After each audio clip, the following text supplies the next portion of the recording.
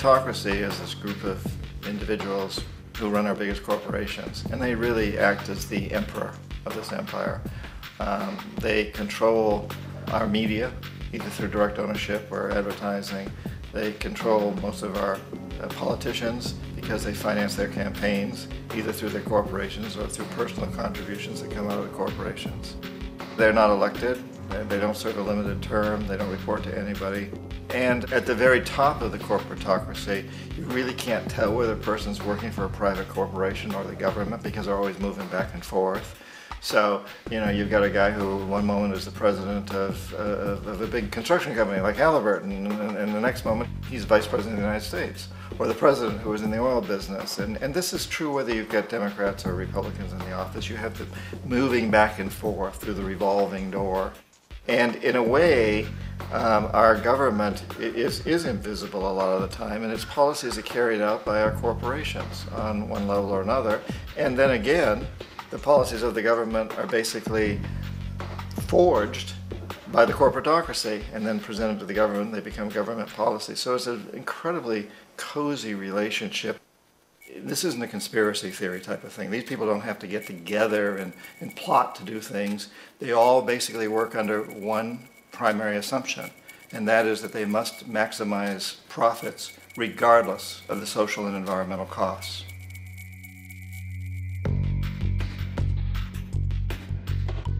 This process of manipulation by the corporatocracy through the use of debt, bribery, and political overthrow is called globalization. Just as the Federal Reserve keeps the American public in a position of indentured servitude through perpetual debt, inflation, and interest, the World Bank and IMF serve this role on a global scale. The basic scam is simple. Put a country in debt either by its own indiscretion or through corrupting the leader of that country, then impose conditionalities or structural adjustment policies, often consisting of the following. Currency devaluation. When the value of a currency drops, so does everything valued in it.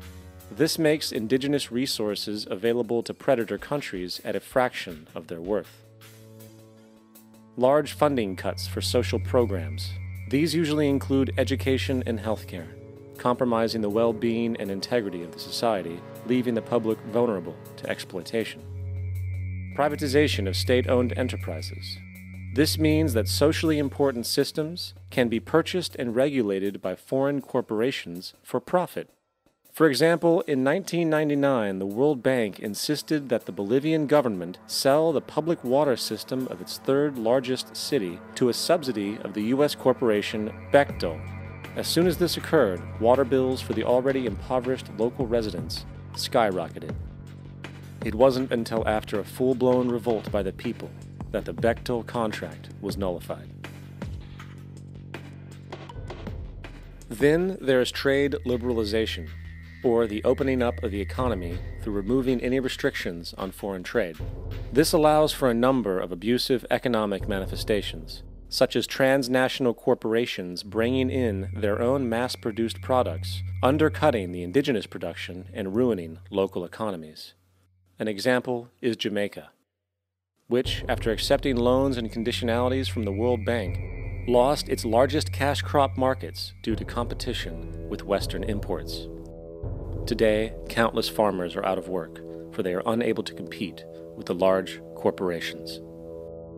Another variation is the creation of numerous, seemingly unnoticed, unregulated, inhumane sweatshop factories, which take advantage of the imposed economic hardship. Additionally, due to production deregulation, environmental destruction is perpetual, as a country's resources are often exploited by the indifferent corporations while outputting large amounts of deliberate pollution. The largest environmental lawsuit in the history of the world today is being brought on behalf of 30,000 Ecuadorian Amazonian people against Texaco, which is now owned by Chevron. So today it's against Chevron, but for activities conducted by Texaco. Estimated to be more than 18 times what the Exxon Valdez dumped into the coast of Alaska. In the case of Ecuador, it wasn't an accident. The oil companies did it intentionally. They knew they were doing it to save money out there rather than arranging for proper disposal. Furthermore, a cursory glance at the performance record of the World Bank reveals that the institution, which publicly claims to help poor countries develop and alleviate poverty, has done nothing but increase poverty and the wealth gap, while corporate profits soar.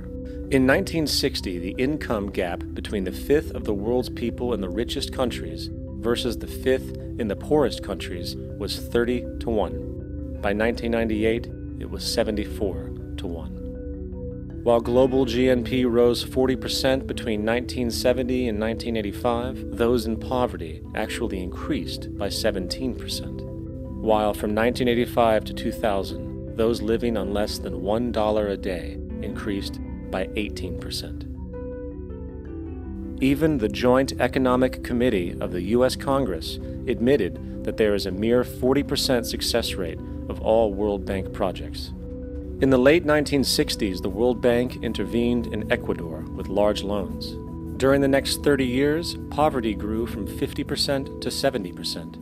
Under or unemployment grew from 15 to 70%. Public debt increased from $240 million to $16 billion, while the share of resources allocated to the poor went from 20% to 6%. In fact, by the year 2000, 50% of Ecuador's national budget had to be allocated for paying its debts. It is important to understand the World Bank is, in fact, a U.S. bank, supporting U.S. interests. For the United States holds veto power over decisions, as it is the largest provider of capital. And where did it get this money? You guessed it, it made it out of thin air through the fractional reserve banking system. Of the world's top 100 economies, as based on annual GDP, 51 are corporations, and 47 of that 51 are US-based.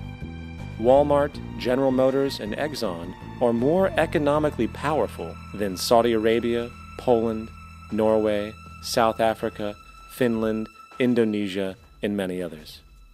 And, as protective trade barriers are broken down, currencies tossed together and manipulated in floating markets, and state economies overturned in favor of open competition and global capitalism, the empire expands. You get up on your little 21-inch screen and howl about America and democracy. There is no America. There is no democracy. There is only IBM and ITT and AT&T and DuPont, Dow, Union Carbide, and Exxon. Those are the nations of the world today. What do you think the Russians talk about in their councils of state? Karl Marx? They get out their linear programming charts, statistical decision theories, Minimax solutions, and compute the price-cost probabilities of their transactions and investments, just like we do. We no longer live in a world of nations and ideologies, Mr. Beale.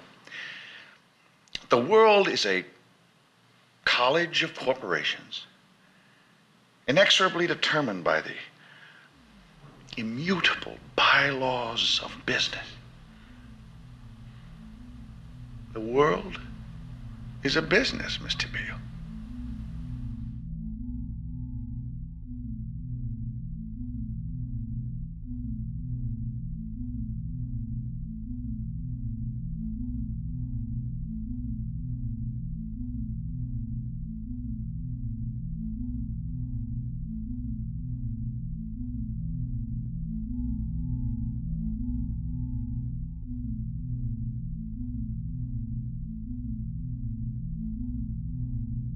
The world is being taken over by a handful of business powers who dominate the natural resources we need to live while controlling the money we need to obtain these resources. The end result will be world monopoly, based not on human life, but financial and corporate power. And as the inequality grows, naturally more and more people are becoming desperate. So the establishment was forced to come up with a new way to deal with anyone who challenges the system. So they gave birth to the terrorist.